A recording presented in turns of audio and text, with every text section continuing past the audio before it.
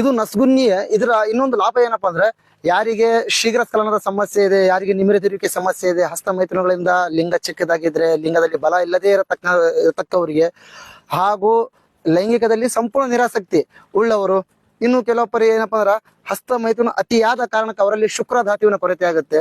ಇದು ಶುಕ್ರಧಾತು ವೃದ್ಧಿ ಆಗ್ಬೇಕಾದ್ರೆ ಬಹಳ ಸಮಯ ತಗೊಳುತ್ತೆ. ರಸ, ರಕ್ತ, ಮಾಂಸ, ಅಸ್ಥಿ, ಮೇಧ, ಮಜ್ಜೆ, ಶುಕ್ರಧಾತು ವೃದ್ಧಿ ಆಗುತ್ತೆ. ಅತಿಯಾದ ಮೈಥುನದಿಂದ ಶುಕ್ರದ ನಾಶ ಆಗುತ್ತೆ. ನಾಶ ಆಗಿರೋ ಕಾರಣಕ್ಕೆ ಲೈಂಗಿಕದಲ್ಲಿ ನಿರಾಸಕ್ತಿಯನ್ನು ಅನುಭವಿಸ್ತಾ ಇರ್ತಾರೆ. ಸೊ ಅಂತವ್ರು ಇದು ಏನಿದೆ ನಸ್ಗುನ್ನಿ, ಈ ಗಿಡದ ಬೇರು ಒಂದು 10 ಗ್ರಾಮ್, ಅಪಮಾರ್ಗ ಅಂದ್ರೆ ಉತ್ತರಾಣಿ ಅದರ ಮುಳ್ಳು ಇರ್ತಾವಲ್ಲ ಅದ್ರ ಮುಳ್ಳು, ಸಾಲಾಂಪಂಜ, ಸಫೇದ್ ಮುಸ್ಲಿ, ಈ ಗಿಡಮೂಲಿಕೆಗಳನ್ನ ಹಾಕಿ ಚೂರ್ಣ ಮಾಡಿ 1 ಚಮಚ ತುಪ್ಪ, ಅರ್ಧ ಚಮಚ ಜೇನುತುಪ್ಪ ಮಿಶ್ರಣ ಮಾಡಿ ಆಕಳ ಹಾಲಲ್ಲಿ ಬೆಳಿಗ್ಗೆ ಮತ್ತು ಸಾಯಂಕಾಲ ನಿಯಮಿತ ರೂಪದಿಂದ ಸೇವನೆ ಮಾಡ್ತಾ ಬರಲು ಈಗ ನಾ ಮೇಲೆ ಹೇಳಿರುವಂತ ಎಲ್ಲಾ ಸಮಸ್ಯೆಗಳೆಲ್ಲ ನಾಶ ಆಗ್ತವೆ.